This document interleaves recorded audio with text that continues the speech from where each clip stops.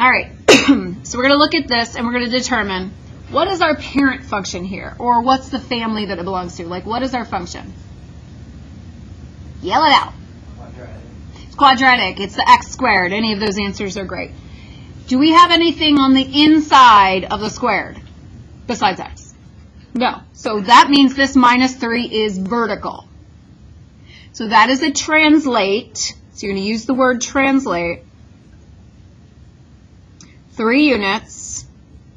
Where? Down. We went over parent function points in your notes from 1-5. So I know those. I'm going to, put them up here, right here. If you forget when you're doing your own assignment, you have those notes. These are just numbers that I can conveniently square, and these are the numbers that will contain that vertex of the parabola. This says to graph each parent function and the transformed function. So I'm going to go ahead and plot these points really fast, and I'm going to connect them with a dashed curve, I guess, because it's just my parent function.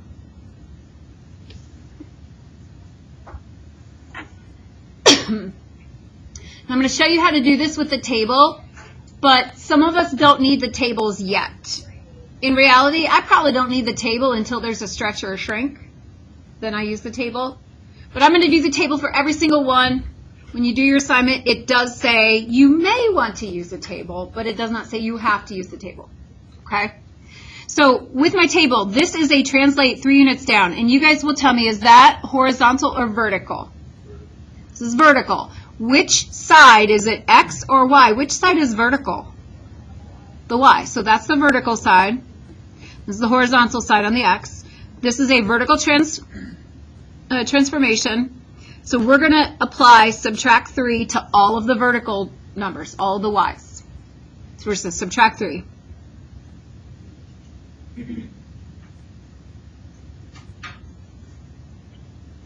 Once you have subtracted those, you have new Y's. I don't need the old Y's anymore. We have new Y's. I don't need the old Y's anymore. I'm going to graph my X, comma, my new Y. Or you could look at the graph and be like, oh, translate down 3. Let me just move every single point down 3. Either thing would be fine. Translate down 3, just move all the points down 3, or use your table and graph those points we just graphed or put in the table. Domain and range, we are going to do it in interval notation. Domain is all real numbers, so we'll go from negative infinity to positive infinity. Range goes all, and it's only for the new function, not the parent function. Range starts at what number? Negative 3, and it does include negative 3, and we go to positive infinity from there.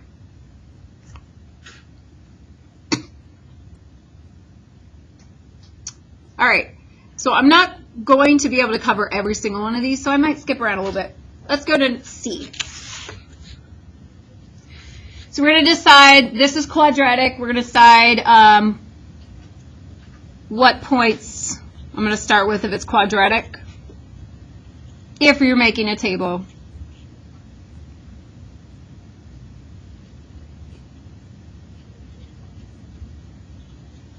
And then we start listing the transformations. I like to list them left to right. So when you're checking your answers, I'm always listing mine left to right. So the first thing that I come to is this minus sign. Is this negative sign inside of the squared or outside of the squared? So it's not part of the function. It's outside, that's vertical. All right, so that's a reflection.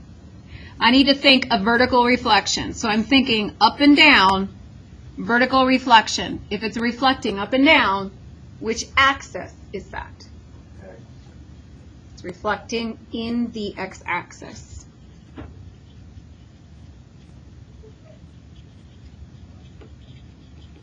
Reflect in the x-axis. Next thing I come to is x minus 2 in parentheses squared. So is this minus 2 part of the squared? Yes. So that's going to be horizontal.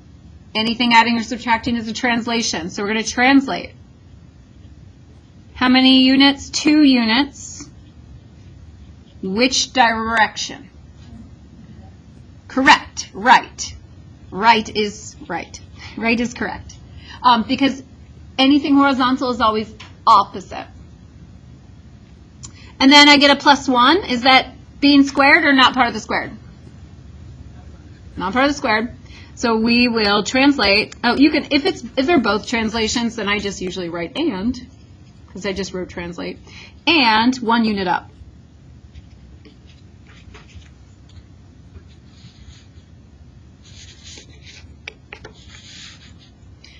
So I have my parent function. I'm going to graph it real fast, real fast. Here we go.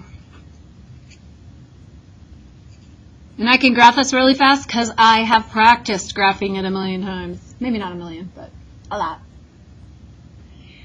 So you can use your table or you can just reflect it and translate it. Either way, you're going to get the same answers. I'm going to do it with the table because I have a lot of questions when it comes to the table.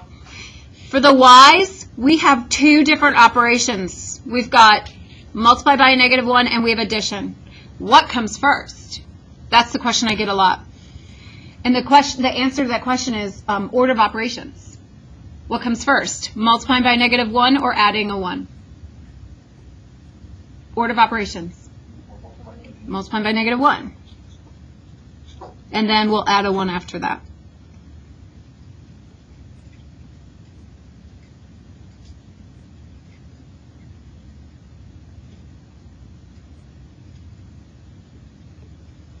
And then on my x side, we are adding 2, because in the equation it's subtract 2, so in my table I add 2. It's opposite.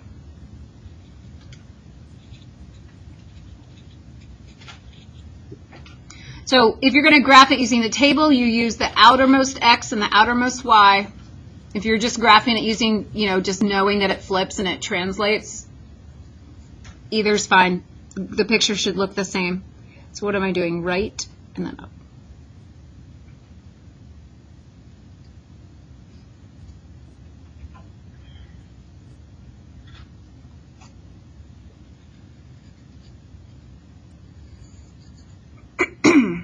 And because we're using transformations, that middle one should be the vertex.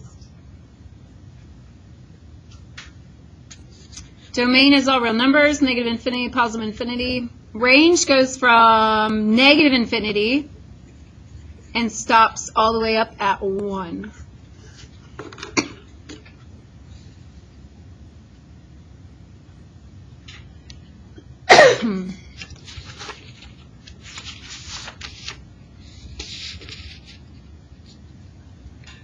We have to do D. Have to do D. We have to do D. No. It's on the video. You can go watch it. Listen to my joke later.